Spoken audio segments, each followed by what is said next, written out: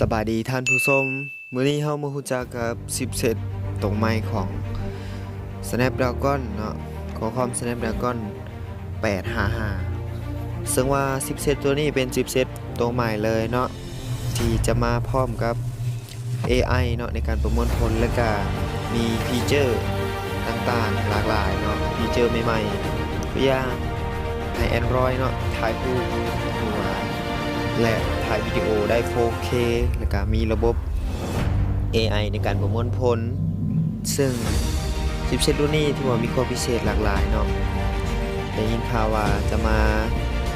ใส่ด้วย Samsung Galaxy S10 กันเลยทีเดียวเนาะ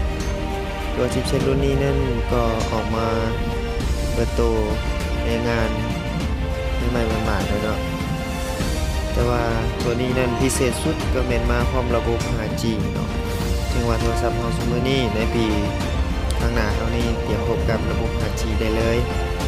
ซึ่งตัวนี้มาพร้อมกับระบบ 5G ที่มีความไวเป็น10เท่าเลยก็ว่าได้เนาะ